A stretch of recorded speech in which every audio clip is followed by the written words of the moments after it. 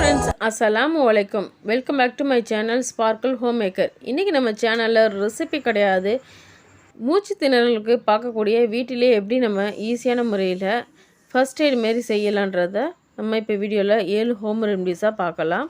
வாங்க வீடியோக்குள்ளே போகலாம். அதுக்கு முன்னாடி நம்ம சேனலை இன்னும் நீங்கள் சப்ஸ்கிரைப் பண்ணலாம், ப்ளீஸ் கொஞ்சம் சப்ஸ்கிரைப் பண்ணுங்கள். இப்போ நான் வெற்றிலை கஷாயம் தான் ப்ரிப்பேர் பண்ண போகிறேன்.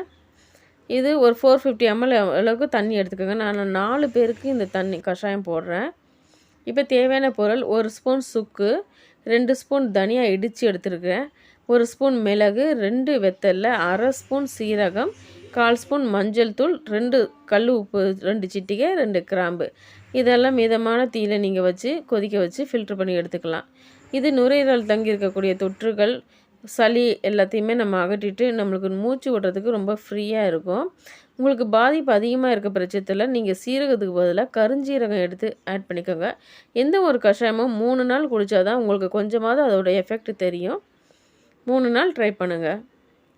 ரொம்ப அருமையாக கேட்கக்கூடிய வெற்றிலை கஷாயம் இது.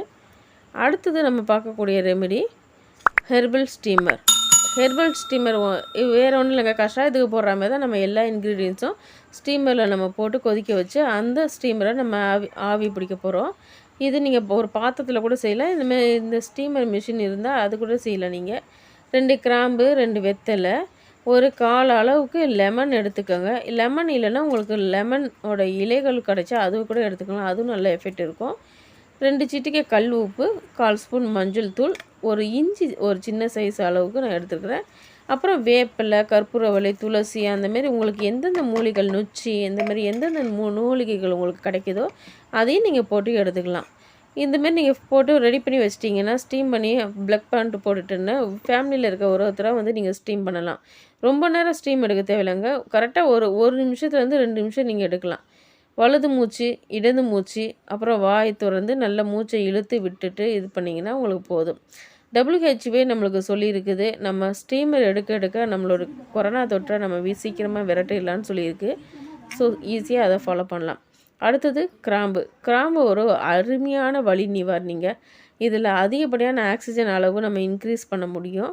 உங்களுக்கு மூச்சு அதிகமாக திணறுது, வீசிங் அதிகமாக இருக்கிற பட்சத்தில் 2 கிராம்பு எடுத்து நீங்கள் வாயில் வச்சிட்டிங்கன்னா அது உமிழ்ந்து வர மாதிரி அந்த நீர் உள்ளே போக நம்மளுக்கு மூச்சு திணறல் வந்து ஃப்ரீயாக ஈஸியாக இருக்கும். நம்மளுக்கு வந்து லங்ஸ் வந்து நல்லா சுருங்கி விரிவடையக்கூடிய தன்மையும் உண்டு. இதுக்கு கிராம்பு வந்து கிருமிகளை அண்ட விடாத அளவுக்கு ஒரு அருமையான ரெமெடி. நம்மளுக்கு தொற்றுகள் அதிகமாக இருக்க பட்சத்தில் இதை வந்து நம்ம தேங்காய் பாலோட நம்ம கிராம்பு ஒரு 4 கிராம்பு அரைச்சி குடிக்கும்போது நம்மளுக்கு வந்து மூச்சு திணறல் வந்து உடனே நம்மளுக்கு கேட்கும். அடுத்த ஹோம் ரெமெடி வந்து நம்ம கை விரல்களுக்கு அடியில் உள்ள ரேகை பகுதியில் லங்ஸோட அனைத்து நர்வ்ஸும் வந்து நம்மளுக்கு கனெக்ட் ஆகிறதுனால இந்த இடத்துல மூச்சு திணறல் அதிகமாக இருக்க பட்சத்தில் நம்ம செல்ஃபார்ம் பண்ணலாம். இல்லை நம்ம வீட்டில் யாருக்காவது பாதிப்பு மூச்சு விட முடியாமல் கஷ்டப்படுறாங்கன்னா அவங்களுக்கு கூட நம்ம ஃபர்ஸ்ட் எய்டாக செய்யலாம். ஹாஸ்பிட்டலில் இருக்கும்போது கூட செய்யலாம். இந்தமாரி நம்ம ஒரு சின்ன யூஸுங்கிற பாட்டிலில் சுடுதண்ணி ஊற்றி அந்த வெயின் போகிற இடத்துல வந்து நம்ம கையை ஹோல்ட் பண்ணி வைக்கும்போது நம்மளுடைய லங்ஸ் வந்து நல்லா ஸ்டிமுலேட் ஆகிட்டு நம்ம ஃப்ரீயாக மூச்சு விடுறதுக்கு ஈஸியாக ஹெல்ப் பண்ணும். அடுத்து நம்ம பார்க்கக்கூடிய ரெமெடி வந்து ப்ரோனிங் மெத்தடு. ப்ரோனிங்னால் வேறு ஒன்றும் இல்லைங்க, நம்ம குப்புறப்படுத்தி நம்ம குறைஞ்ச ஆக்சிஜனை கொஞ்சம் திரும்ப பெறுறதுக்கான ஒரு ஃபர்ஸ்ட் எய்டு தான். இது நம்ம செல்ஃபார்ம் பண்ணலாம். நம்ம வீட்டில் யாருக்காவது முடியலன்னா ஃபஸ்ட்டு நீங்கள் இதை செஞ்சு பாருங்கள். இது செஞ்சு ஒர்க் அவுட் ஆகலைன்னா நீங்கள் இமீடியட்டாக ஹாஸ்பிட்டல் கூட்டிகிட்டு போயிடலாம். ஒன்றும் இல்லை, நம்ம பெட்லேயோ இல்லை கீழேயோ நம்ம படுத்திருக்கும் போது குப்புறப்படுத்து பொசிஷனில் நம்ம இருக்கணும். நம்ம கழுத்துக்கும் நெஞ்சுக்கும் பகுதியில் வந்து இடையில் ஒரு பகுதியில் வந்து ஒரு பில்லோவும், துடை பகுதியில் ஒரு பில்லோவும், நம்ம முட்டிக்கு கீழே கரண்டை காலுக்கும் முட்டி கீழே இருக்க பகுதியில் இந்த காஃப்னு சொல்லுவாங்க அந்த பகுதியில் வந்து நம்ம பில்லோவும் வச்சுட்டு முட்டியை வந்து மடங்குற பொசிஷனில் கொஞ்சம் ஹைட் மேலே தூக்கி இருக்க பொசிஷனில் நம்ம வைக்கணும்.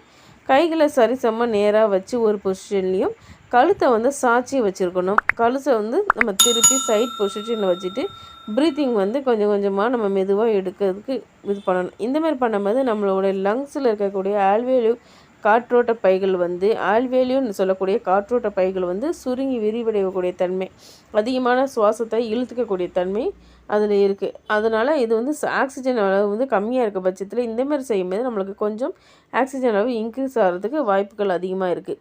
அடுத்தது கொஞ்சம் கொஞ்சம் ஒரு அரை மணி நேரம் கழித்து திருப்பி பொசிஷனை கொஞ்சம் சேஞ்ச் பண்ணிக்கலாம். நம்ம இடுப்பை கொஞ்சம் உயர்த்தி 2 பில்லோ வச்சுருந்திங்கன்னா கொஞ்சம் இடுப்பு பகுதி வந்து உயரமாக இருக்கும். இந்தமாரி படுக்க பொசிஷனில் நம்மளுக்கு வந்து ஆக்சிஜன் வந்து கொஞ்சம் இன்க்ரீஸ் ஆகும். நம்மளுடைய நுரையீரல் வந்து சுருங்கி விரிவடையக்கூடிய தன்மை இதில் இருக்குது. அடுத்தது வந்து இது ஒரு கழிச்சு படுக்கிறதுன்னு சொல்லுவாங்க. இந்தமாரியும் படுக்கலாம். நம்ம தலையணையை வந்து இல்லாமல் கைகளை வந்து தலை அடியில் வச்சு மடக்கி வச்சுக்கிட்டு இடுப்பு முட்டி பகுதியை வந்து நம்ம இது பொம்மைன்றனால நம்மளுக்கு வந்து கரெக்டாக இல்லை. நான் சொல்கிறத மட்டும் கரெக்டாக வாட்ச் பண்ணுங்கள். நான் ஒரு டெமோக்காக டாலை வச்சுருக்கிறேன். முட்டியை மடக்கி ஒரு கழிச்சு நம்ம குன்னி படுப்போம்னு சொல்லுவாங்க. அந்தமாரி மெத்தடில் நம்ம வந்து படுக்கும்போது நம்மளுக்கு வந்து இப்போ நம்ம ரைட் சைடில் படுக்கிறோன்னா நம்ம லெஃப்ட் சைடில் இருக்கக்கூடிய லங்ஸுக்கு வந்து நம்மளுக்கு ஆக்சிஜன் வந்து அதிகம் கிடைக்கும். நம்மளுக்கு தேங்கி இருக்கக்கூடிய சளிகளும் இது அகற்றுறதுக்கு இது ஒரு அருமையான மெத்தடு. திருப்பி ஒரு அரை மணி நேரம் கழித்து நம்ம லைட்டாக ப்ரீத்திங் எக்ஸசைஸ் பண்ணிவிட்டு திருப்பி நம்ம வந்து டேர்ன் பண்ணி படுத்துக்கணும். இப்போ இந்த டைமில் வந்து நம்ம ரைட் சைடில் வந்து படுத்துக்கும் போது லெஃப்ட் சைடுக்கு உள்ள லங்ஸுக்கு நம்மளுக்கு வந்து சுவாசம் வந்து கொஞ்சம் சீராக இருக்கும். அடுத்தது ஒரு அரை மணி நேரம் கழித்து ப்ரீத்திங் நம்ம சும்மா படுத்துக்கக்கூடாது, கொஞ்சம் ப்ரீத்திங் எக்ஸசைஸ் பண்ணிகிட்டே இருக்கணும். அடுத்தது நம்ம பெட்டில் எப்பயுமே தலை சாய்ச்சி உட்காந்துருப்போம்ல, இந்தமாரி ஒரு அரை மணி நேரம் உட்காந்து ப்ரீத்திங் லைட்டாக இன்ஹேல் அண்ட் எக்ஸேல் வந்து நம்ம பண்ணிகிட்டே இருக்கணும். ஒரு 30 மினிட்ஸ் இப்படி உட்காந்துருங்க. இந்தமாரி 30 மினிட்ஸ் நம்ம வந்து ஒரு 2.5 ஹவர்ஸ் நம்ம வந்து பொசிஷனை சேஞ்ச் பண்ணி நம்ம ப்ரீத்திங் எக்ஸசைஸ் லைட்டாக பண்ணிகிட்டே இருக்கும்போது நம்மளுக்கு நம்ம முதுகு பகுதியில் தேங்கி இருக்கக்கூடிய சளிகள் வந்து நம்மளுக்கு கழுத்து மேல் பகுதிக்கு வந்து நம்ம இரும்பு மீது நம்மளுக்கு சளிகள் வெளியேறதுக்கு இது உதவி பண்ணுது. அடுத்த பொசிஷனில் நம்ம உட்கார்ந்த மெனியில் கையை தலையில் வச்சு பொசிஷன் சேஞ்ச் பண்ணி இன்ஹேல் அண்ட் எக்ஸேல் பண்ணலாம். சரி, இது யாரெல்லாம் பண்ணக்கூடாது அப்படின்னு பார்த்தீங்கன்னா, சாப்பிட்ட உடனே கர்ப்பிணிகள், மேஜராக ஹார்ட் சர்ஜரி பண்ணவங்க, ஃப்ராக்சர் ஆனவங்களாம் பண்ணக்கூடாது. இந்தமாரி நம்ம பண்ணும்போது ஆக்சிஜன் லெவல் இன்க்ரீஸ் ஆகும். அப்படி இல்லாத பட்சத்தில் நீங்கள் உடனே ஹாஸ்பிட்டல் போகிறது நல்லது. அடுத்த மாதிரி பலூன், சாதாரணமாக பலூன் ஊற்றும் போது கூட நம்மளுடைய எல்லா வீசிங் பிரச்சனையும் சரியாயிட்டு நம்மளுக்கு வந்து லங்ஸ் வந்து எக்ஸ்பேண்ட் ஆகும். அடுத்தது எல்லாத்தோட பெஸ்ட்டான ட்ரீட்மெண்ட்னால் அது பிராணாயம் செஞ்சால் நம்மளுக்கு நோயற்ற வாழ்வு கிடைக்கும், ஆயுள் நீடிக்கும், எல்லா விதமான பிரச்சனையும் சரியாயிடும்.